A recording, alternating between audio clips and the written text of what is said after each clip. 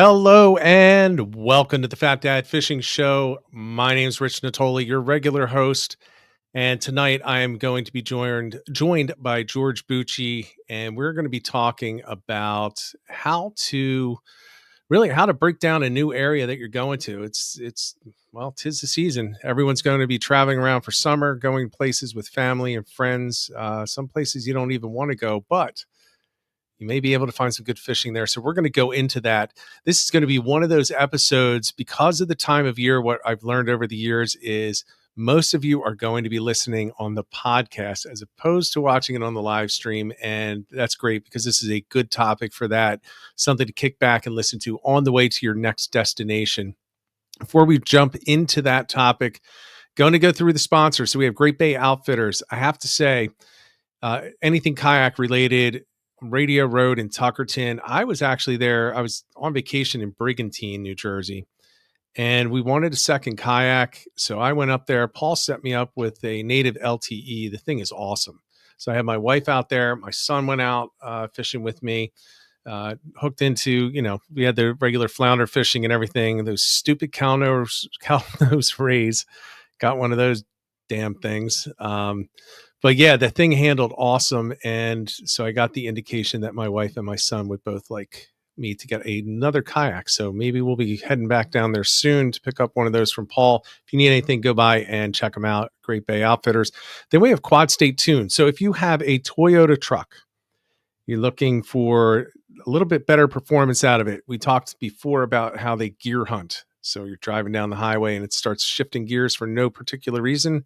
Well, it's a great truck, but it can be a little annoying, and it can have an impact on the gas mileage and the torque and all that good stuff. Well, this tune will take care of it. Make sure you check out Quad State. The other thing I do want to mention, if you're towing a boat with your Toyota, this is definitely going to help you out. So check them out. And then the last one is me as a real estate agent in Southeastern Pennsylvania. If you're looking to buy, sell, or invest, give me a call. Check out my website, richardnatoli.com. And with all that said, we're going to jump right in. I'm going to bring George Bucci on stage. George, it's good to see you back again. How you doing, Rich? I'm doing well. Good. Hold on one second, actually. We're going to have to delay this for a second.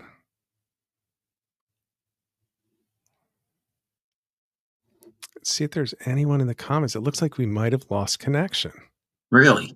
I might have to do that whole thing over again. Yeah. How is that possible?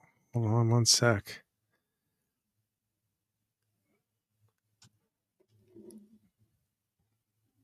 Holy shit. I have never seen this happen. Disconnected? Yeah, I don't know what happened. I don't know if it is disconnected. Well, there's no comment coming in, so let me check this. Oh, it says we're live. Is anyone in the comments? I got a text from a buddy who said he did not lose connection. Oh, so they can see us, but we cannot interact with them. Interesting. Well, this is... So, okay. Well, I'm glad that you got the text from somebody. So whoever that was, thank you. Yeah, I don't know what's going on, but you got it. Yeah, somebody posted. I'm actually going to go in and just go in the back door here. He said, "Yeah, yep. Everybody." Okay, that's good. That's good. So let me go kind of in the back door so I can monitor. I like to monitor these things for that very reason, but it's saying that we're not connected and that we lost connection, but obviously that is not the case. So now I just got a text that they're blinded by the light off my head. So yeah, I guess it is going. Oh man, that's not nice. There's nothing I can do about that. No, nothing we can can put do. a hat on. All right. So what I'm trying to do, George, just real quick, is I'm trying to jump in just so that I can at least see the comments. Okay. Yeah. Sorry, guys. This is weird. YouTube is saying that we are live but not connected, which is You know, I got to mute this thing. Oh, it's showing me an ad on my own thing. All right. All right. Now I've got us and I can see the comments. I'm going to have to scroll through. This is going to be weird, guys, but thanks for your patience, everyone. This is it's trying to get me signed up for YouTube TV. I'm going to say no. And I've been in the chat. So everyone, thank you for joining in. Let's just recognize everybody in there. We got Stephen Duda, James Flynn was the first into Great Bay Outfitters in there. Qua is in there. Joe Billups. Let's see. Frank Mock. He says that we're good. All right.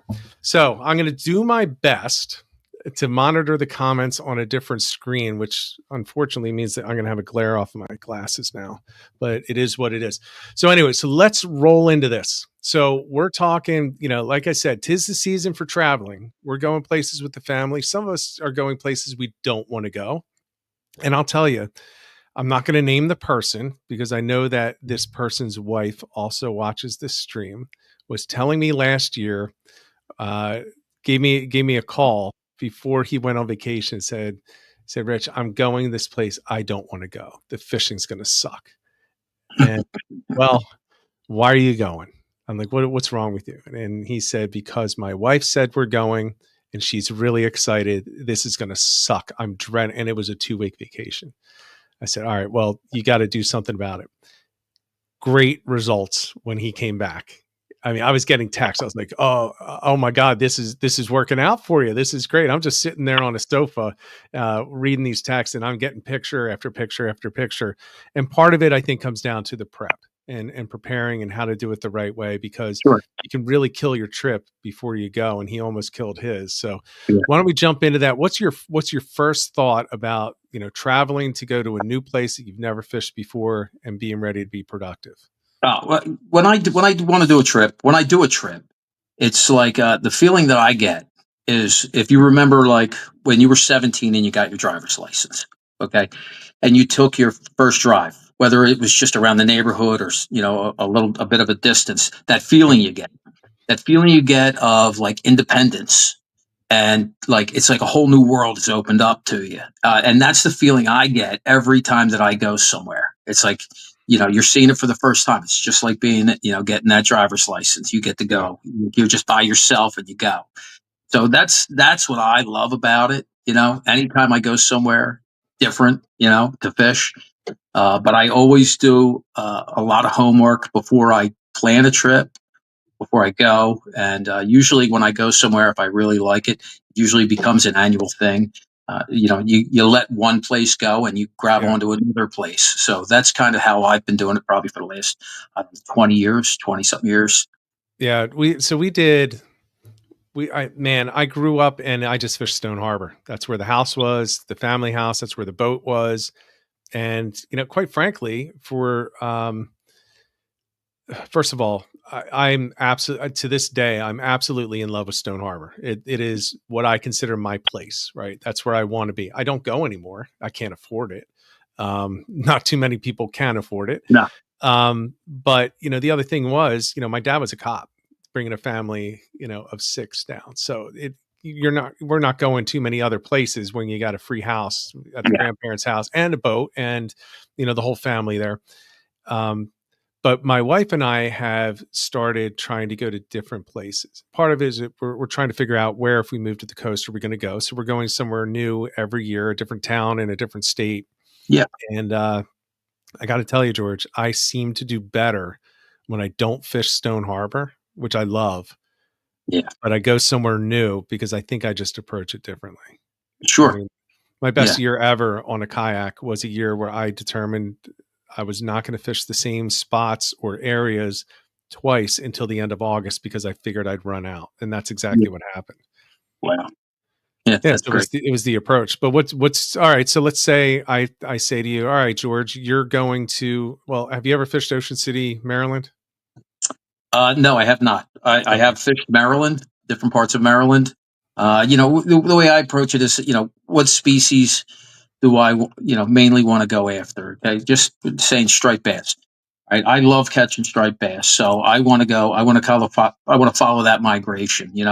Yep. And there's spots in the winter where these fish winter. They're getting ready to spawn, and you can go down to Maryland, right? So Yep. you do your homework on going down to Maryland, but mainly, it's the summertime going. That's you're fishing in 38-degree water, Right. standing in 38-degree water. So you go more the summertime thing going north. You have your Montauks, uh, all of Rhode Island, Connecticut. You know, I just got back from Cutty Hunk, which is my new favorite place in the whole world. You're detached, but what I want to do is before I plan one of these trips, I do a lot of they're striped bass. It's basically the same thing as your home waters as there. They're going to eat the same stuff, so you're going to pack probably the same way, depending on what kind of area you're going to fish. There's boulder fields up there. Yep. So what I'll do is I'll look at an area that I want to fish. I'll do a lot of my homework, like okay, if I'm going to go up here, where am I going to stay? What's the parking like? Even right down to where's the grocery store? Everything. I look at Right. everything before I do it. And then overpack with your gear before you go. Always overpack with the gear. Right. For especially for the first year. And it's good that you look for the grocery stores because otherwise Cuddy Hunk would have sucked. You would have been pretty hungry. Yeah, yeah, yeah. You have to bring everything. You bring everything in, and then usually, you'll leave whatever for the guys that come in behind you. Which is we got lucky. We had more food than we knew what to do with this year. Uh, but even like Montauk, it's not the same that it used to be. The Montauk that I used to go to, it's priced out. It's gotten the rich have taken it over. Yeah. But even when we used to go up there, they were suicide trips. Okay, the bite's on, get in the truck, my buddy's truck, and there's two. You get to Montauk, there's two lots. There's a lower lot and there's an upper lot, and all Right. the fishermen stay in the lower lot. And Yeah. we slept in the back of a pickup truck, which I've done plenty of times. Just slept in a truck. You can't do that now, right? I haven't been there in years. I Oh, don't know. I don't know if you I can or heard that can't. you can't do that anymore. Well, I don't know if it's true, but I remember somebody saying that they got in trouble for doing that and they Wow. had to leave, Oh which wow. I That guess was. somebody complained. I haven't. Yeah, I haven't done it in years. I've got, it kind of wasn't the same. So, and plus you do it a few times and then you go, okay, I'm ready for somewhere different. Right. It's like going to the Cape Cod Canal. You do it a few times and it's great, but you want to go somewhere different. So that's what now I'm on the Cuddy Home kick. So those are two places I've never gone. I've never been to Montauk. I always wanted to go to Montauk for the shark fishing, and not so much the striped bass, but the shark fishing and the Cape Cod Canal. I It's you know amazing. I It's guess amazing. I got there too late to that. Where I was like, well, maybe I'll go, and then it was just all fighting for spots and everything. I was like, I just Yeah. don't have interest in that. Yeah. It can get kind of, it's Full combat. contact. It can be, yeah, it's a combat sport, yeah, up there. But Yeah. it's one of the few places that you can go to with a group of guys. We'd have like 7 or 10 guys. We Yeah. stay in the cabin. You're basically you're riding your bike. There's no reason to drive anywhere. You're riding your bike up and down the canal, and it's the only one of the few places you can go, and you can stand alongside of your buddies in a pair of baggies and sneakers and Right. sit there and laugh and catch fish, and just, take a break and have a conversation. It's not real physical. It's not physically demanding like a lot of other places. All right. Maybe So I will go. it's more of a social event. When I go to the Yeah. canal, it's more of a social event with fishing thrown in. Where everywhere else, it's fishing with the social aspect thrown in. They Yeah. kind of Well, they can flip it. definitely. Yeah, Yeah, and I'll tell you what, when we went down for the redfish, I really I think I love that trip, even though oh, it that's didn't turn right. out the way we wanted. But my favorite part was before the charter started, when we went and we hit that point. We just kind of And winged it. Yeah, we were just all walking around and watching yeah. you catch all the fish and wondering what we needed to do to try to join the We action. all And we all did fine. Yeah, that was fun though. We winged it. We just went. We picked a spot on a map. We yeah, went. You had to pay to get in there, which was cool. It was a little park, and what we caught specks. We caught puppy drum, stripers. All yeah. light stuff. And for anyone, I do have to say, yes, we all caught fish, but George put on a freaking clinic. it was one of the it was one of those things where it was almost like you had this glow coming off of you in the middle of us, and I was like, what is he throwing? You're throwing a frog or something, you're throwing chatterbait, you're just like, Oh, Chatterbait. you reel in your 10th fish while everyone else is pulling in their second, and then you're just like walking away. I'm like, what is he doing now? And then you come back with something. I wasn't real close to you, and I walk down and I just hear, he put a friggin' chatterbait on. Watch, he's going to catch it. Bang, red. I'm like, Yeah, what is happening right now? that was Oh man, fun. that was a lot of fun though, and it Yeah, was, that's great. That made the whole trip. It didn't matter what happened the next day didn't matter to me. yeah, It would have been nice to get some of the bigger reds, but it didn't matter at that point. I had so much fun that day that I was already happy. yeah, Yeah, that's my and favorite. we all had overpacked for the big reds, Sure. Yep. and you had freshwater gear with you, so you, as you said, you overpacked, Hmm. um, I had all kinds of and I underpacked for that because I tried to be really responsible, and I was so disappointed that I didn't have options available when we were fishing off of those rocks. So yeah, I did okay. I got trout, and I think all I caught were trout. Uh, I don't think I got a red that I don't know if I got a red. But you had like the full pack of stuff, and yeah, yeah. I brought a lot of. I always you were do. I prepared. always have a pack. It's just I just never know what I'm going to need. You Yeah, know, uh, and I don't want to get caught without it. Because right. the last thing you want, when you go away, a lot of times what I'll do is I'll look and see where the closest bait and tackle shops are going to be. So if I need something, I can run there. Not only are Right. you going to be able to get what you need, you're going to get the information you may need. Yes. A lot of the places they're a lot more giving when you're in the store buying something and telling you the information that might help you catch.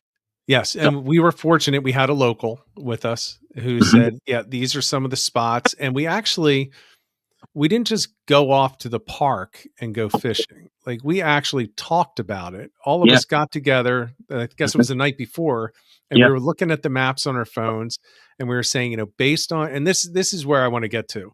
You had said, in the summer you go north, and then sometimes you go south depending on, mhm, where you want to get the species. You have to adjust, right? yeah, Like it's not that there are more, necessarily just that there are more striped bass, for example, in this area or this state as compared to another one at a particular time, but they're also feeding in a different environment. So it may be that you need to adjust and go back to your tactics for striped bass from 2 months ago, right? yeah. If you're heading north, because that's the water temperature there. It could be a month off. Yeah, I think, and a lot of times when you go to a different area, you gotta kind of lean back on some of the things that you do know from your home areas. Like, you see that there's a large where we were fishing was basically it was a point, and there was a large estuary in the back. And when I walked up on that, I saw a very definitive tide line there. Yeah. And at the time I had my Navionics, and you could pull it up, and I could see where the deep water was. And I was like, oh, it comes right here. It comes right And the across the front. structure there too. You could see it underneath the water. Yeah. Yeah. So, it all comes together, and you're kind of using every tool that you have in your bag to try to, figure it out. We went to the front side at first, and I was like, this is too shallow. Yeah. You know, I said, let me try over here, and walked over to those rocks. And that was it. We all ended up there, it was perfect. Yeah, that was one of the best days fishing I ever had. Not just for total fish. I wouldn't say it was anywhere close for total fish, but just the It's amount of certainly fun that it rewarding. was. It's rewarding, when you do a little Yeah. bit of work and you paid off with that, some fish. Yeah, and I think that was part of it. Like, nobody was fishing lazy. Everyone was actually, every cast, people were focused. And it was like, okay, I could see this little rip line. So Hmm. there's something submerged. So I'm going to toss it here. And Yeah, it was a little tough for some people with the rods that were brought for the larger fish, trying to throw the light baits. yeah, Um, but they were adjusting in closer, and they were like, okay, well, I'll come to this rip I can reach. And I think that's a big part of it, where you can be more productive, because you don't just take things for granted. You don't just say, well, I caught something here last time, I'm going to fish it the same way. You yeah. approach it with those fresh eyes, and you look at it and you say, well, okay, well, where's the best spot? I've never tossed anything here. where's the best spot if I want to catch something? And then you get the stress of, are you actually going to hook anything? Yeah, yeah. But when you do, it's the reward. It's you're like, yeah, I put it together. This is great, And then once it keeps rolling, you start getting more and more fish. And, I wanted to go back there. I Yeah, was able to go back there specifically to fish that spot, just so I could see if did we get lucky, or is that really does it really hold fish like it did that day? I think it There holds was nothing, fish. there was nothing big, but you know, it was very good. It was consistent. And, Yeah, there was a wide variety of fish. The specks, stripers, drum, all standing on the same rock. That's fantastic. bluefish. The Yeah. bluefish were on that dock. I Oh remember the yeah. Yeah. bluefish. I started catching them. I'm like, Yeah. no, They were I down keep the looking over. river. Yeah. Yeah. Yeah, Yeah. everyone else was Okay. doing better on the good fish. Yeah. And even when I go north, I mean, it's for me, it's wetsuits, two wetsuits. I got a light wetsuit, I got a heavy wetsuit, I got a pair of waders in case I don't want to be in a wetsuit, two dry tops, a heavy one, a light one, because you don't know what kind of weather you're going to get. You go up there, it could, when we got to Cutty Hunk, it was freezing. It's the end of June, Right. and it was freezing. It was long pants, and I didn't even have long pants, but thank God I brought a couple hoodies. And then 2 days later, you were sweating your ass off. I was like, "This, what is going on here?" It's the temperature No, swing, amazing. that's Cuddy Hunk. Yeah, Yeah, yeah. it's the location lends to that craziness. Now, how did you adjust your tactics? So when you went up there, so let's say you're going next year. How are you approaching it differently than you did Well, this year? I'm already planning next year's trip because you got to book well in advance because you like for that you're bringing all your own food in. There's no stores there. Uh, you're packing your gear. You have to rent your place. You take a ferry over. It's about an hour ferry ride. You're paying to get all your gear on the ferry, your rods. I went with 5 rods and 5 reels, and I used one the whole Yeah, time. good. Uh, what if I needed this one? What if I needed that one? But once I got dialed in with one rod, I was like, I'm not touching any other rods. And then I think I probably brought 60 plugs, Yeah, uh, about probably another 20 jigs, bucktails, sluggos, and everything. I think I used 3 plugs the whole time. That was yeah, it. Yeah, sounds about right. Yeah, 3 plugs. Maybe a couple times different colors of those same plugs just to see yeah, if one color was better than the other. But once you got dialed in, it's like, if it's not broken, don't fix it. It right. was working, so I'm just going to keep doing that. And the great thing about that is you're on an island, so you can go. Okay, say the wind came up hard out of the southwest, and it's too much, which it's rarely too much. But if you wanted to get out of the wind, you can just go to the other side of the island. So Right. there's always a wind at your back somewhere on that island if you want it. Yeah, Which is fantastic. as long as you're prepared. Yeah, Yeah, yeah. I was glad that I brought the heavy wetsuit. I was told not to, and thank God I did. I think I might have, uh, the 2-3 wouldn't have been enough. I had the 5-4, yeah, and it's great going, because it's people from all over the place. You get guys from New York and guys from Connecticut, Massachusetts, and you talk to them, and these are guys that are there all the time. And I love sitting down and listening to their stories and how they like to approach things, and it'll change the way I fish it next year. yeah. So let me ask you this: so same species, the same things work, but we fish it differently. We sometimes use different gear, different tactics. Just one state away, and when you're 2 or 3 states away, it can be totally different. I mean, Yeah, Sheepshead is a good example. They weren't using the bottom sweepers until a few years ago. They had never yeah, heard of them. yeah, yeah. Um, did you pick up any interesting? I'm not asking you to share it all, but did you pick up anything like that? Well, one thing I've noticed over the years is, for some reason, once you get north of like LBI, this is just a New Jersey regional thing. It seems to me that the guys in North Jersey fish faster. And when I say Yeah, fish faster, they like to retrieve quick, where you get down here in South Jersey, where it's like, how slow can you go? You right. know, I want to crawl it, and then I'll adjust from there. I'll go from as slow as I can to maybe speeding up my tempo. Up there, they kind of do it the other way around. Everything's fast. Really? Yeah, yeah, Did you yeah. notice a difference in the results? Uh, yeah, and I don't want to offend anybody, but Okay. yeah, So yeah. you're not going to tell us which one And worked better? a lot of times, like, if they come down to fish with me down here, I got to tell them, you got to slow down. You're Yeah. going too quick. For me, for bigger fish, they're lazy. They like it slow. I mean, I think my best day this spring, I was fishing with a buddy. There was actually three of us, and we were fishing together. I was in a wetsuit, and I was pushed out a little bit. And I was throwing a super strike darter, and my other buddy, he was in waders. I think he was in waders. He might have been in a wetsuit, but he wasn't pushed out as far. But he was back to my left. I was kind of on a little point, and then another buddy was on my right.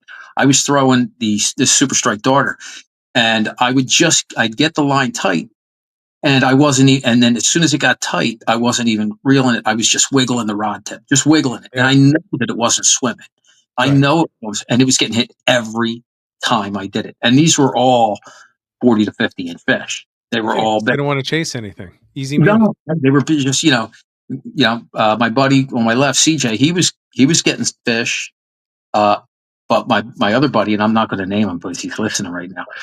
Uh, he was on my right. All he did was snag a couple horseshoe crabs and caught a sand shark. Oh, But oh, that hurts. when you try to tell somebody to fish slow, like that you see them fishing and you go, no, slower, and Yeah, no, you can't fish it slower. That doesn't make sense. And I'm like, yes, you're not even swimming that block. You're not. right. It's no way it's swimming. And I've had that encounter multiple times where I'm just basically it's swinging with the tide and I'm just shaking the rod tip, whether it looks like it's a wounded, bunker or some other type of bait fish, which is probably the Yeah. case. But they absolutely hammer it. You So know, I had a similar type of experience, so go further south. So I was fishing for the first time in the backwaters behind Oregon Inlet in North Carolina, so the Outer Banks, and I went out with the guy Wyatt, and Wyatt, he knew the area, or at least he was more familiar with the area. He's fished there a lot, so he's from North Carolina, and we were fishing, and he was just nailing the specs.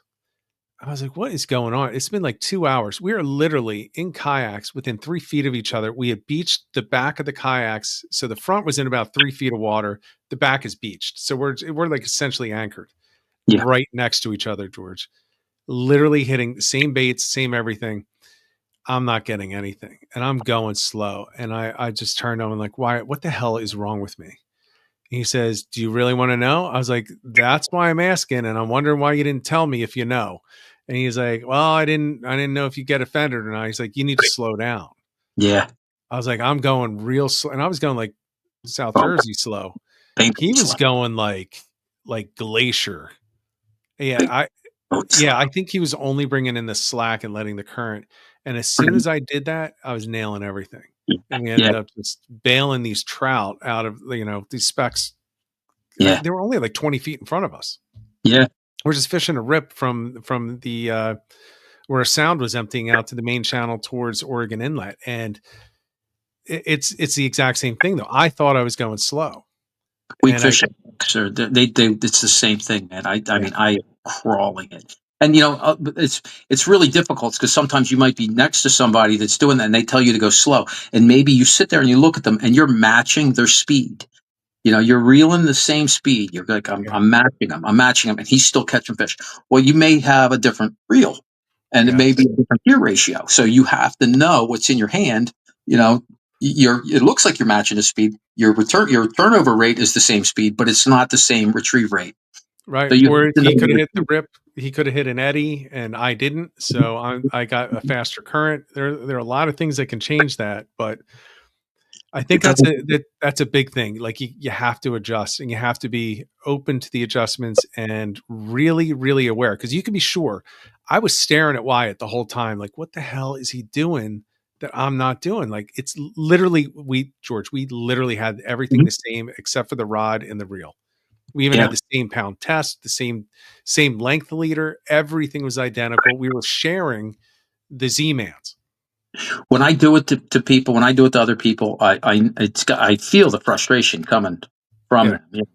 they'll say no, it's the rod and reel, or it's the we may have the same lure on, Yeah, and I go, I hate to do this to you. it's I not. hate to do this, but I'm going to do it. Give me a rod, and they give me the rod, and then instantly I'll catch, and then Mhm. they want to go home. At that point, they just go, oh, I want to go home. Get Yeah, out. see, I'm the opposite. I don't have too much pride when it comes to fishing. Like, I know that there are things that I don't know, and there Yeah, are a lot of things, and I know that there are people that are better, and I know that at any given time, somebody can be better than anybody else. yeah. So just tell me. If you see something, just tell me, and then leave it up to me to decide whether I wanna try it or not. Yeah. And but I Everybody's get been real humbled. nervous. Most people aren't like that. Yeah, everybody's been humbled. It's frustrating. It can be Yeah. frustrating. It used to bother me, and it used to make me angry. Yeah. Now it doesn't bother me anymore. Oh, yeah, back in the day, I'd be pissed. Yeah, when I'm fishing. It seems like the guys I fish with are getting younger and younger every year, and I just try to keep pace. But Yeah. they're outcasting me. They have more stamina than me. So but I just enjoy seeing some like the guy I've been fishing with a lot, CJ Angerman. He's a young dude. He can bomb. He's a big boy. He can bomb. And Yeah. there's a lot of times where if the fish are out of my range, they're still in his range, and that Yeah. can be frustrating. But I just got to see him catch probably the biggest bass I've ever laid eyes on this year. Every bit of over 50 pounds, well over 50 pounds. It was Yeah. giant. And I don't see him get rattled, but when he brought that onto the beach, and I heard him call my name, I knew something was up. So I went in and Yeah. and it was like knee knocking large. It was, yeah, yeah. And I would That's amazing. generally, I would normally, I would have been, I'm a jealous dude. I would have been like, I've been fishing a long time, a lot longer than him. Now he's got a bigger bass than I've ever caught, from land, at least Yeah. from land. And, but I was genuinely happy for him, and it was It's cool. amazing how things change. Yeah. I can be Sure. Yeah. happy for people now. Yeah. Yeah. Yeah. In the past, I wasn't always happy. I was always like, "Damn it, No, what this should have been me." yeah. Yeah. Absolutely. I put more time in, but and that's fishing, Yeah, uh, well, so I don't know him, but I do see his posts, and it's clearly he knows what he's doing. yeah. Yeah. It's Yeah. clear. Yeah. Yeah. He's good he's very good. He's a very quick learner. And once he dials in on something or focuses on something, man, he really goes after it. And he usually doesn't stop until he's got it mastered. Good Uh, for him. I used to do that. Yeah, yeah, yeah, me too. Yeah, Now I run I'm out of the an energy. old dog, and you can't. It's really tough to teach an old dog new tricks. It is. It is. I have to force myself, like these new and again, bring it back to the topic. That's like I should have done this. I should have just said this year I'm going all over the place again because I find myself falling back into the same old habits, the Yep. old spots, or Mhm. this tide. It's like I do I it. missed the year. Like I had never fished Shark River until a few years ago, and then I was like, well, I better go to Shark River because I'm running out of places. Yeah, Wow, did I do good? Point Pleasant Canal, never fished it. Now, I didn't go in it with the kayak, but I yeah, did get real close to yeah, I did get close to it and did well. And I think it's because I couldn't fall back on those old habits, yeah. because they wouldn't work. I've probably forgotten more places than I actually know at this point. That I Yeah. used to fish. I mean, just thinking about it right now, you mentioned in a couple spots. I was like, oh man, I used to fish this spot and that spot near there, Yeah. and I haven't even given it thought. You know, It's which is but I mean, as far as the traveling thing, it's probably my favorite way to fish now, and to do it with friends and people that I enjoy to be with now at this point. It's for me, it's I love catching the fish, but it's not always all about the fish. Like Cuddy Hunt is not about the fish. Sure, I love going there and catching fish, but it's not about the fish completely. Right. you know it's just the environment. And even when you, like you said, you've never been to Montauk, and I suggest you go. When you pull into Montauk, it's kind of like you're like, for me, it was like overwhelmed with the history, the fishing history of that Yeah. town. It's just unbelievable. Yeah. Walking into some of the establishments there, you can just feel the rich history of it. They say Montauk's got a saying. What do they say? It's a fishing town with a well, no, it's a drinking town with a fishing problem. That's it. Yeah, Yeah, sounds it's a about drinking right. town with a fishing problem. Yeah. Yeah, I used to. I mean, I literally grew up just. I read all the books on Montauk and Montauk fishing. I mean, everything about Montauk I read. I used to cut out the articles from the magazines and put them on my wall, all about Montauk. Like, I'm going to go there someday. I'm 52. I haven't, I think I'm The, 52. the first time 52. I Yeah. went there, me and a buddy, we did it. We decided we were going to go. It was like the night before. Threw everything in this truck at 11 o'clock at night and just drove there. No place Yeah. to stay. Didn't know where what we were doing. I mean, it was back. We had paper maps. I was unfolding a paper Right. map on the drive there. We Yep. got lost in the Bronx. It was hard. We got there and it was just about sunrise. We were in the parking lot. We were sitting in the truck and we're just kind of decompressing before we decided to get out and look at it. But it wasn't quite light out yet, and all you could hear in the parking lot was corkers. I said, "All Yep. right, let's get our stuff together." We got our stuff together, and we walked out onto the bluff right there by the lighthouse, and it was just acres of blitzing fish. Yeah. And he's like, "Come on, we got to get down there." And he ran down, and I just stood there. And he ran down, and literally he had a bucktail on, and he jumped up on a rock, and he didn't cast. He put it in the water and moved it, and hooked the bass and flipped it up onto the rocks. And then he turned and looked at me. And he said, "Are you going to come down?" I said, "Give me 10 more minutes, man. I want to just look Yeah. at it." You know, Yeah. Yeah. I mean, it's something when you see it in uh, person. I mean, it was just. I mean, that trip, that experience will be blazed into my mind until I'm dead. Yeah. And that's what I love about those trips. It's you're going on an adventure. You never know what's going to happen, and it's a new place. That was brand new for us, the first time there. And every time I go somewhere, it seems like you always end up you're taking a memory home with you. You take something that you'll never forget. And I mean, and I know guys that are very good fishermen down here in South Jersey, and I see them all the time, and they fish their asses off, and they won't leave South Jersey. They just don't know what they're missing. They don't Yeah. know what they're missing, not getting out of this, out of the state. Yeah. I will leave. I'll Yeah, go anywhere. I'll go anywhere for something new. So you're exploring the more northern things, northern areas, and I'm mhm, going to some of the lesser known southern ones, So for me, like I never fished the Chesapeake until a few years ago, and I absolutely love it's amazing. going It's down to the Chesapeake, where it doesn't have to be it could be the western shore, the eastern shore, north, amazing. up near Baltimore and north of that, up near the Susquehanna Flats, or it can be all the way down. Now, I haven't made it to Kip the Peak yet, which It's I definitely want to do. it's huge. Yeah, it's a whole for me. It's a whole different thing. Like I've I caught a started lot of fish, but I I haven't started caught them doing that everywhere. probably in the late '90s, maybe. I used to when I kayak fished, I would drag a kayak down there when you could fish the Susquehanna Flats in Hmm. like April, and we would launch at Perry Park and Elks Neck Park. We would stay there, and it was amazing. We would have get-togethers, kayak get-together, and that was I think it was like when Hobie first came out with the pedal drives. Yeah, yeah, back then. Yeah, Yeah, that's about that it time. was it was fantastic. And then I kind of got away from it for a while. I go down every year, and actually ran into. I was staying in a campsite. Now McReynolds was at our campsite telling us the Oh, story really? about the night that he got to bed, and it was an amazing story. He was an amazing dude. He had a bottle of rum in one hand and a bottle of vodka in the other hand, and was just I was on the jetty. I hooked that fish. I got washed off, and I was like, and he said, and I'll be back at 6 in the morning. This was like 2 in the morning. I said, he's never going to be back. At 6 o'clock in the morning, he was shaking my tent to go. I was like, there's no way, and he Wow. was ready to go. Yeah, yeah, he was a cool dude. It's funny you mentioned him because I was in when I was in Brigantine, we went during a rainstorm. My wife and I jumped into the little museum there, and they had the mount of his fish. And my wife just looked at me. She's like, "That can't be a real striper." I was like, "That's the world record." I was like, Yeah, "Caught right down in AC." She's like, "You got to be kidding me." She's like, "That's what you fish for?" I was like, "Yeah, that's what we want. We all that's the want holy that, grail. but Yeah, that's the holy that's grail. not what I'm actually. It's not what I'm Yeah, actually fishing for. I'm fishing for much smaller." yeah, yeah, yeah.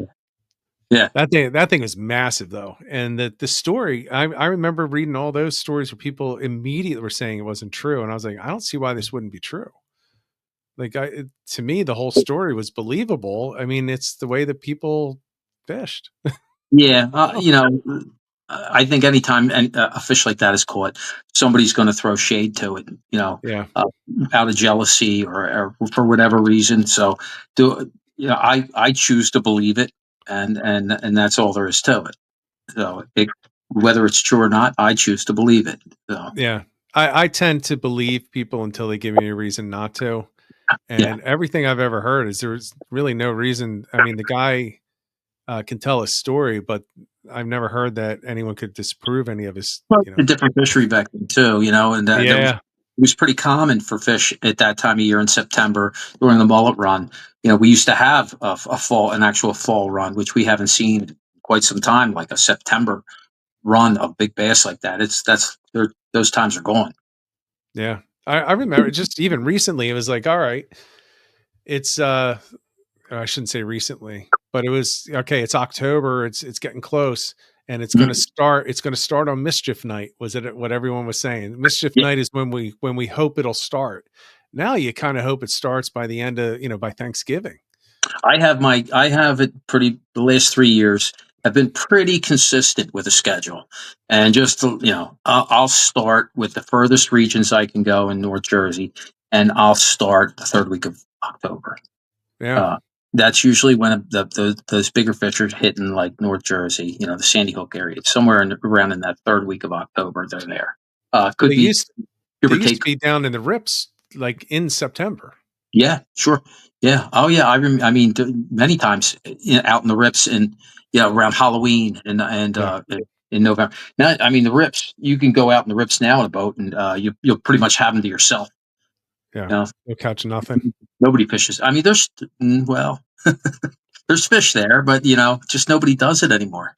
It, you know, So I think it might have been Jim Hutchinson. Maybe it was somebody else, but I had mentioned that nobody fishes the rips, and who I don't recall exactly who it was, but I said, I bet you if we went down there and it was a no, we've tried it.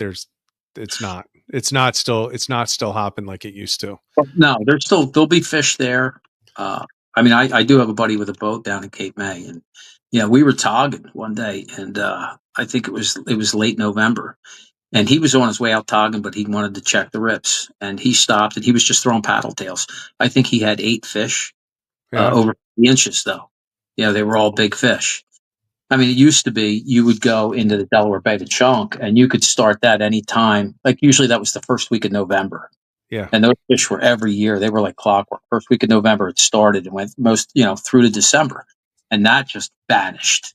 right. Those chunk bass just vanished. Whether it was just a couple years, but it seemed to be like around Sandy that ended. So Right.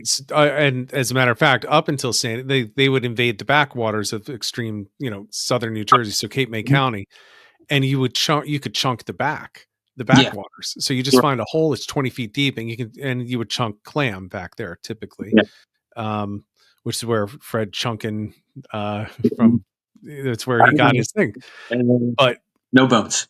no bones tackle, yeah. And so Fred, he had quite a business of selling those clam bellies in the big 5 gallon buckets, and we would buy them every year. And man, you're right. Once Sandy hit, I can't buy any back there. Not like we used to. I mean, you used to sit there for hours and you could only drop one rod, you know, Mhm. um, because the second you dropped it, you were on. It was a big fish. You'd land it as soon as you bait up again and just drop it. It was like when you had the tuna at the back of the when you're just dropping scallops. As soon as it hits the water, they're coming up and taking it. Yeah. But now you can sit there for 5 hours and just you know, get nothing but dogfish, you know, Yeah. and Yeah, I think the Sandy did a big the number strike on it. has changed, and if you haven't adapted with it, then you're not helping yourself to catch more fish. You just go further. My next trip is going to be Maine. Everything I see, everything I read, Maine, everything is extended up north to that part.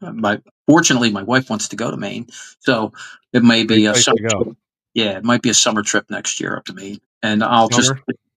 yeah, yeah, July, August. I'm thinking my wife and I are thinking of going up just for like 3 days. Um, actually last year when I was sick, she's like, "We're getting you out of here." So she threw me in the car and we just drove as far into Maine as we could in one day. And we just Yeah. got a hotel and we hung out there for a couple days. And we decided we're going to do that again this year. But Cool. now I'm going to have the energy to go fishing. Yeah. So, and I remember sitting on the beach, and I guess it was August, or no, it was July of last year, and I was thinking, oh my God, this would work. This would this. I mean, it was the picturesque Maine coastline, Mhm. and you could just see the fish. And I talked to a couple fishermen as we were as I was very slowly coming off the beach, and they're like, "Oh yeah," they're like, well, "Get your stuff." I'm like, "Not this trip," but they're like, Yeah. "Yeah, you should be fishing right now." Yeah. Yeah. Well, that's it. Before I go and do a trip like that, I'll look into everything. I'll go online and I'll find as much information as I can. Areas that I'll be able to access. I'll even look for, you go through YouTube and just look for videos of guys catching fish because everybody loves to post their stuff. And I'll see where they're from. I'll look up their profile and see where they're from. And when I Yeah, find out where they're from, you can basically find out where they fish. It's going to be probably close to home.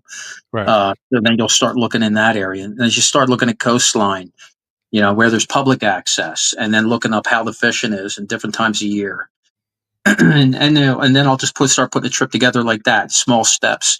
Keep looking things up until I dial it in and go, okay, this is where I want to go. Yeah. This where am I going to stay? Okay, this is where I'm going to stay. Okay, how am I going to get around? Okay, I can park here when I'm fishing. I leave and I can park here and then go fish. So that's usually how I'll put it together. Yeah, and I'll tell you what, if you want to do the Chesapeake, you better do that in some of the areas south because you don't have access to most of the coastline. Yeah. You have so much coastline along the Chesapeake, and so much of it you It's can't get even to. some of the states up, north, Connecticut and Rhode Island. There's so much private waterfront land, and they literally will cut you off from fishing that. The Yeah, guys up like they come here and they go, "Wow, you guys have so much access. That's how bad it is." So when they think New Jersey's got a lot of access, yeah. that's bad. Eh, yeah, and that's why people need to be careful, and that's why people get Mhm. pissed off when you go down for what's that one what's the one place that everyone was complaining about? Um, Whatever it was near Great Bay, where everyone was going and Jeffers. And Oh, they were Jeff, yeah, Jeffords. And great idea. people were getting in arguments because people were showing up to fish, and it wasn't necessarily that there were too many people fishing. It's that the people showing up were parking in the wrong spots. They were leaving trash, which Yeah, meant that that place is going to get cut off. And people just yeah. don't get that because they've never left the area. They don't know, like, you can't go through 99% of Maryland and get to the water. You just can't do it. Now, that particular spot you're talking about is probably 5 or 10 minutes from my house, and it's one of the spots that I used to go. And I could go there every year, like March 1st, and get a couple small fish just to break the Yeah. ice. And I might see one or two other guys like the whole time, for weeks. Yeah. And I don't want to step on anybody's toes about who blew it up and put it all over the internet, but Well, we all uh, know. yeah, but it destroyed there's a guy that lives there. They're parking in his yard. They're grilling. They're having fires out there, and Yep. I've moved on to a spot a little further away, and I can still hear them from probably a half mile away. I can hear them yelling. Yeah. Luckily, I'm like, I'm not going to just fish. I'll go if I have to walk a mile out onto the sod bank. I'll walk a mile out on the sod bank, Yeah. and that's what I do out there now. I walk, I but can't it's do it anymore. yeah, I'm close. I fell in the rocks the other day, so it's yeah. I feel like I've fallen all the time now. If I close my eyes in the shower, I'd fall out. You got to hit the grab handles Yeah, yeah, and a chair. You're going to have to get your shower chair. Yeah. yeah. The sod banks make me a little nervous now just because I just don't have the stamina that I used to a couple years ago. And it takes a lot when you get stuck. You get one foot stuck in an area where you're not sure where you are. And all of a sudden there's, They feel bottomless. I know. Yeah, some of them, yeah. you'll go until your hands catch you. Yeah. Well, You so I did that in Brigantine years ago. Um, I was walking on the side and I stepped and I went down to my hip. But my problem was it wasn't both feet. It was just like my one leg. Oh wow, So so that was like, and it was straight. My leg was straight. wow. So it's straight below me, but my other leg was on solid ground. So it's like up and like next to my ear. I'm like, I can't bend like this.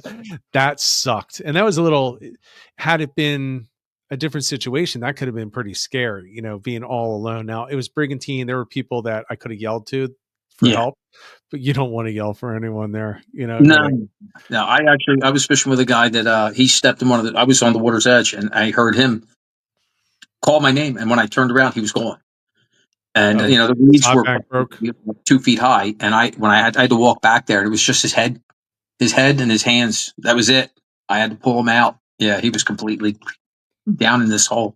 And the hole was probably only as wide as his body. He just stepped in it perfectly and went right Yeah. down. Bet he smelled good when he got out. He probably didn't smell good anyway. No, that's the worst thing about the sod banks. Once you fall in them or anything, Yeah. you may as well just burn the clothes. Yeah. I mean, as far as like going to destinations, and I kind of have a bucket list, of things I wanted to accomplish. And like last year, I wanted to get a rooster, and I did a trip to Costa Rica Yeah. with a good friend, and he booked everything, and it's amazing how we did a 5 day trip. That's it. If we flew there, we rented a car. I drove us around. We drove to where we stayed, had a condo. He had chartered a boat, which is it's a little island, or I mean, it's a little like a beach place with boats on the beach, and you're doing beach launches. And it wasn't any high fancy uh, outfit. These were just guys. These were Costa Rican guys, and we just jumped on their boat. Now, in advance, we had told them that how we wanted to fish. That we wanted to fish light tackle. We wanted to cast, and Right. they assured us that they had everything like that. But once we got on the boat, it was all trolling gear. Uh-huh. So we were a bit disappointed on the first day. And we were like, "Where's the casting stuff?" Oh no, no, we don't have that. But we were smart enough that we both brought small reel, and we brought $30 telescopic rods There you from go. it. Yeah. So the next day we were on the same boat, pulled the telescopic rods out, put our little 4,000s, and said, "Take us to where there's fish." And while we were out there, we caught, there was roosters, there was rainbow runners, the biggest false albacore I've ever seen, jacks. Then we went off a little further, and we dropped baits and red snappers, and cabrera. Yeah. And while we were doing that, while we were dropping, I looked over and I saw a fin on top of the water, and I said to the captain, I go, "What's that?" And he says, "Oh, I don't know. Could be a mahi." He said, "Cast over there." And I had my telescopic rod with a 4,000 reel with 20-pound test and 20-pound braid with a white Yazuri mag minnow. Yeah. Right. So I throw it over there, and I'm cranking it in, and I don't see this little squiggly. It's like a long squiggly line on the surface. I don't know. I'm not from the Caribbean. I might look it, but I'm not. It comes towards me, right at the boat. I'm about to lift the plug out of the water, and I get hit, and a 6 foot sailfish launches so close to me that I could have reached out and touched it, and it's Oh got man. stuck in its mouth. And this thing tail walked away from me, ripping line. I probably jumped 6 times. And I had this fish on. I got video of it. Me turning to my buddy, going. There's no effing way I'm getting this in. And he said, "Well, if you're going to get it, that's a good rod to get it on." And I'm like, "Are you out? It's a telescopic rod."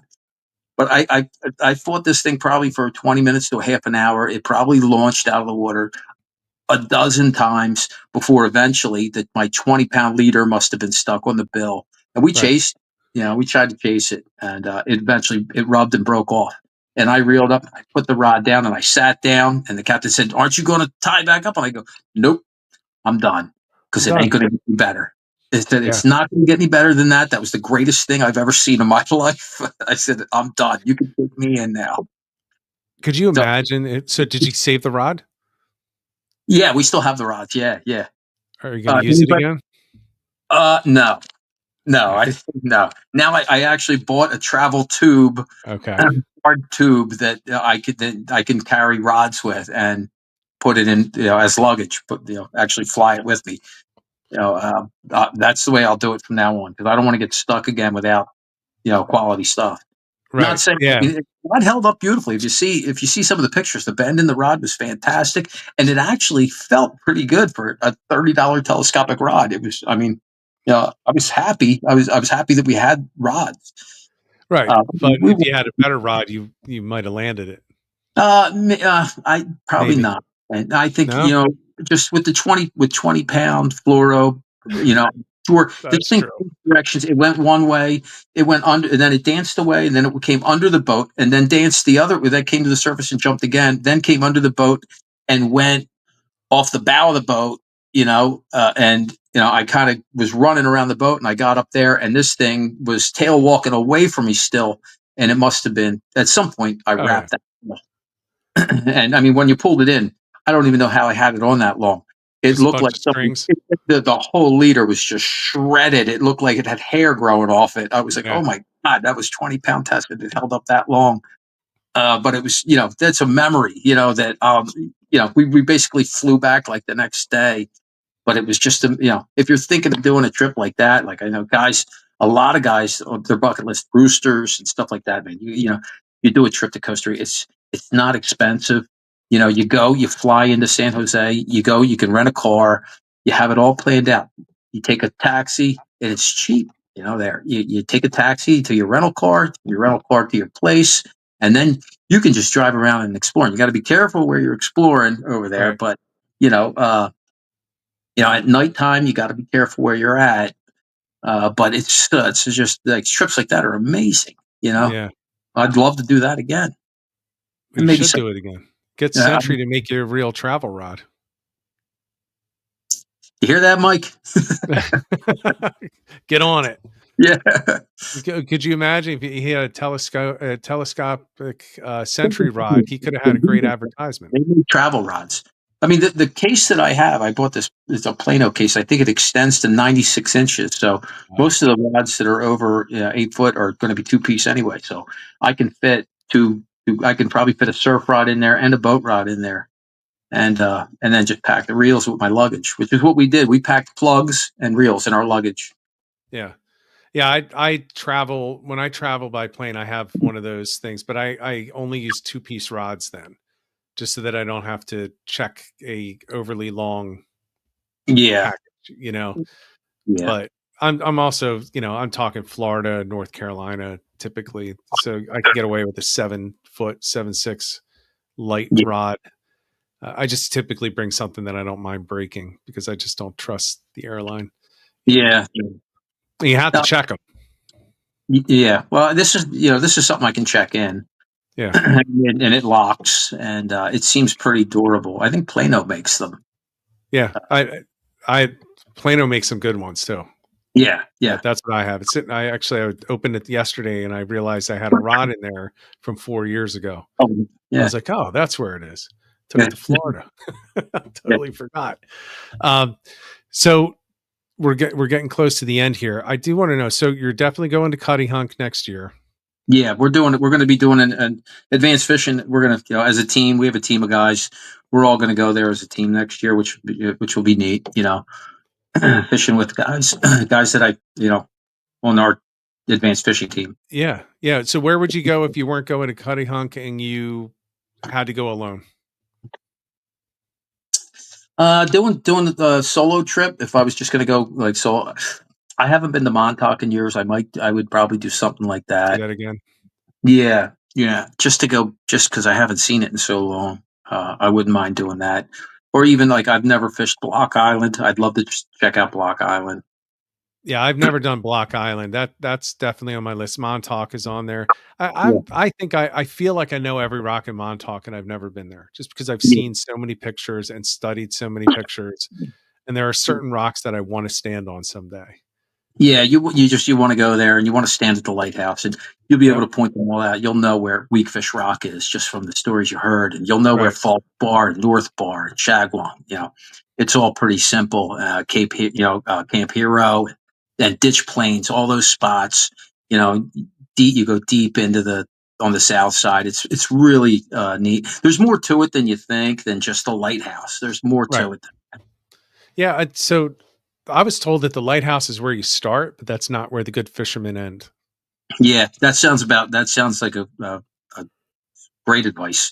Yeah. That's When exactly. you go there, you start there. Like Yeah, your first time, you have to start there, yeah. but then you need to branch Branch it. out to Yes. find the better Mhm. spot. Not necessarily better, but the cooler spots.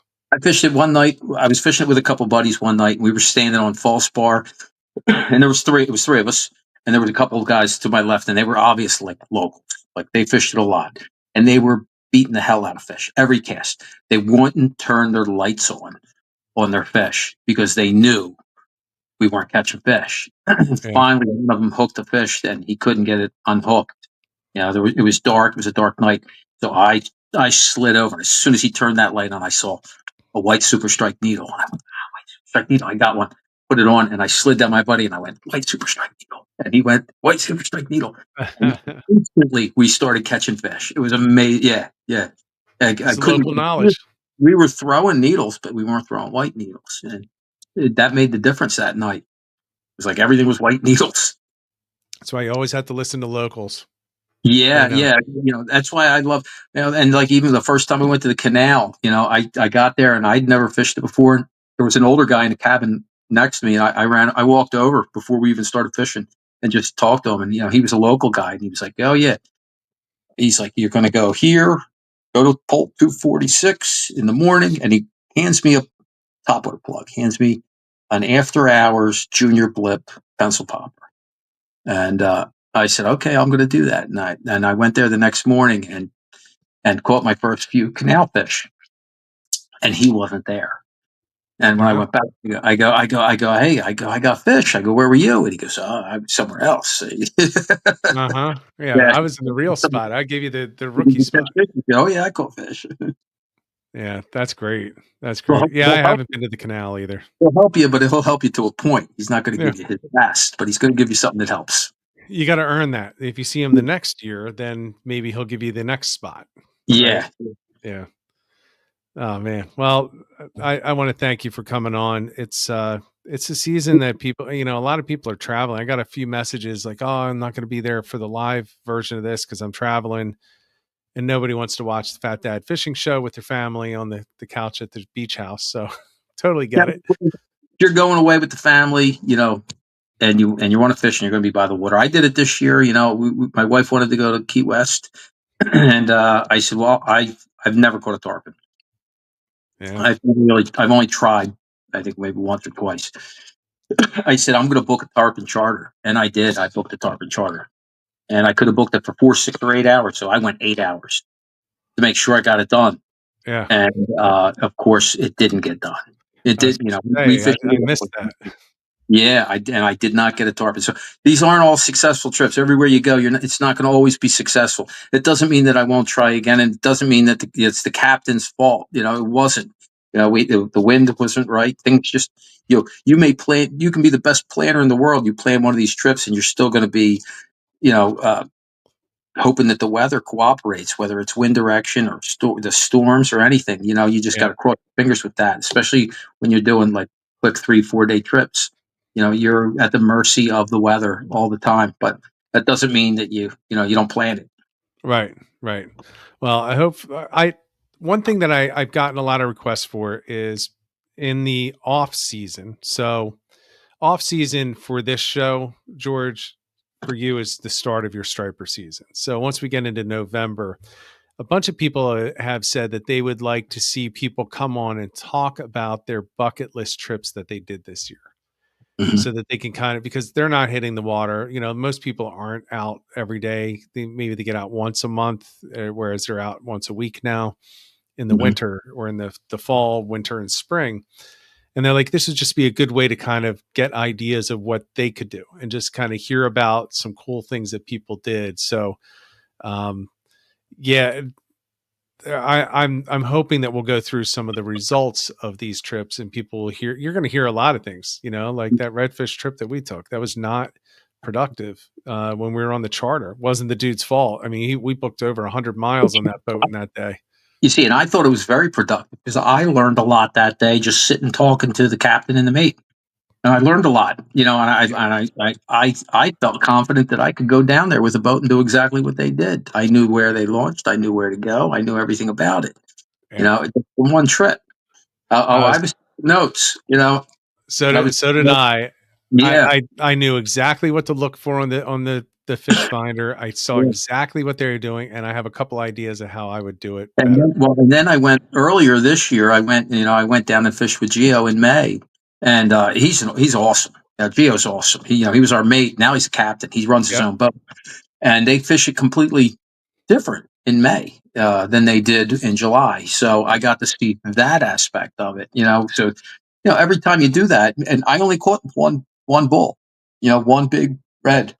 And that's all I went there for, though. That's what I went Right. there for. I went there to catch one. But I learned a ton. I learned so much just from that trip that it was worth all the time and effort that I put into it. Oh, it was. And they, during all that time that we were searching, because a lot of this for this trip was searching. So it was That's just driving and and looking. that's what it always is, I And, think. and and looking meant not out to the side. You were looking at the fish finder. Yeah. It was only the electronics. So No everyone was blind glued to that. casting. There's no blind casting. There's no fishing structure. You're basically just waiting until they say, there they are, throw it 2 o'clock. Yep. There they are. They're straight off the bow. If Yep. you're casting while he's looking, they're going to get very angry at you. They Yes. Yes. don't want you doing that. But they spent that time talking about how the approach is, what tackle to use. So Mhm, as soon as the first turn that we did, because when they got it, you turn the boat and then they yeah, tell you where to cast. mhm, I think after the first one was pretty good, but after that, it was like every single person was right on point. Everyone was hitting right where mhm, they said to go from whatever quarter of the mhm, boat they were standing on. yep, And people, we got practice real quick. We didn't get to hook anything. I think somebody had one bite the whole day. yeah. But I did learn a lot. Yeah, it happens very quick too. I mean, we're all Fast. casting. Like when I went with them in May, it was like, you see them, they may not eat. Then you find them again, and then boom, there was four of us on the boat, three of us hooked up. It's like fire drill. You're all hooked up to 20 to 40 pound red drum. Uh, How'd you like the fight? oh my god, absolutely insane. I think I told somebody, I said a striper of that size I would have had in the boat in half the amount of time, Yeah, because when I got it to the boat, it went all the way back down to the bottom in like 30 feet of water, and the fight started over again. But this yeah, time it was angry. The second right. time it was angry. The first time it was like a striper, like a big 40-pound striper. But then it went down, and then the fight started over again, and it was harder. So Yeah, it it's was, almost like they have a little shark in them. You know how the sharks get when you get them up close, and then they just make that long run again, and it just peel in line. It's almost yeah, like that. it was amazing. Yeah, it was amazing. That one fish, I was just like, okay. That was another situation where I could sit down and go, okay, I did what I wanted to do. You guys fish. I'll be sitting here relaxing. I'm done. And that is the mark of a good day when you can just say, "I'm done." Yeah. Um, there was the guy that caught that 23-pound tog or whatever it was off his kayak, and Oh, after he caught it, he was like, "I'm done. done. Yeah, that's it. I'm happy. I got plenty of hours left, but I'm going Yeah. home. I'm gonna go home and show the pictures to everyone." Yeah. Well, yeah. I mean, you go out there for certain thing. I go out there. You go out there to enjoy the atmosphere, enjoy the outside, and everything. But when I get there's that one that you're looking for, and when you hit it, I don't want to ruin it by I could sit there and cast 500 more times and not get another touch, and that's just going to take away from that moment for me. I Yeah, just want to end on that note and go, okay, that's it. Today's top of the mountain, and I'm done. That's it. yeah. I want to You don't leave want it to on. be you don't want to be like Steve Carlton pitching too many years after your prime. Once you get what you need, you're done. Yeah, 2 hours after that point, you could have fished without a touch. And you start driving home and you go, God, I could have quit 2 hours ago. I would have had a smile on my face and I would already had food in my stomach. Mhm. But we just Yeah. try to push it. Now I'm at that point now. It's fish smarter, not harder. Yeah, I'm right there with you. I'm right Yeah. there with you. All right. Well, thanks for coming on, man. I appreciate it. It's good connecting with you again. Yeah. Uh, Thanks for having me. yeah, and guys, listen, we'll be back next week. I'm still, man, it's tough getting people with vacations. We got a bunch of guys that are ready to come on. They're just trying to figure out what's going to work with their schedule. Some are captains, so obviously it's difficult for them to plan well in advance because they don't know when their charters are going to be, and they don't know if they're going to have to be on the water until 7 o'clock. So I'm working on that. We'll announce who the next guest is towards the end of this week, as soon as I can get it finalized. But everyone, thanks for tuning in. Really appreciate it. George, thank you again. Thank you, Hopefully, Rich. we'll be catching each other on the water. And with that said, everyone, get out there, get on the water, get some tight lines.